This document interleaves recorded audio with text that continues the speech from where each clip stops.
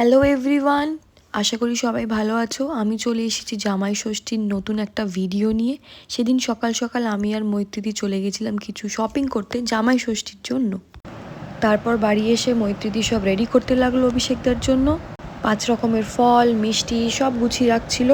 এখানে সবাই দেখতেই পাচ্ছ আমার শাশুড়ি মা একদম চান টান করে ভালো করে সেজেগুজে রেডি হয়ে গেছে।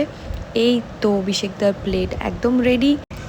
তারপর জেঠিমা ফার্স্টে আশীর্বাদ করলো, তারপরে দাদা জেঠিমার কাছ থেকে গিফট পেলো।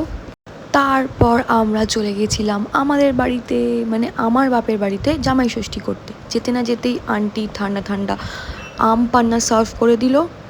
আমার মা থালা সাজিয়ে রেডি ছিল। তারপর ফার্স্টে জামাইকে আশীর্বাদ করলো, তারপরে আমাকে, তারপর মা আমাদেরকে গিফট দিল। গিফট পেয়ে আমি তো বেশ খুশি। এখানে আমি একা নয়, পুকিও গিফট পেয়েছে। তারপর দেবদূত কিছু একটা গিফট দিল মাকে। তারপরে আমার দিদা আমাদেরকে আশীর্বাদ করলো, আমাকে আর দেবদূতকে। তারপর আন্টি আমাদেরকে আশীর্বাদ করলো। তারপরে মা আশীর্বাদ করলো অভিষেকদা আর মৈত্রী দিদেরকেও।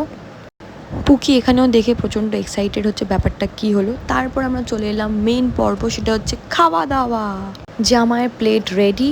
মেনুতে ছিল ঘি, 5 রকমের ভাজা, পমফ্রেট ফ্রাই, আর মাছের কালিয়া, মাটন কষা, দই, চাটনি, আম, মিষ্টি। থ্যাংক ইউ মা এত সুন্দর সুন্দর রান্না করে খাওয়ানোর জন্য। তারপর খাওয়া দাওয়া করে অনেক আড্ডা দেওয়ার পর সেদিনকে ছিল আমার মায়ের বার্থডেও, তাই আমরা বিকেলবেলা কেক নিয়ে চলে এসেছিলাম মায়ের জন্য। এই দেখো পুকি একটা সব থেকে বড় পিস খেয়েছে। তারপর আমি, ভাই, বাবা, ও মা, 2 বেয়ানের কি মিল।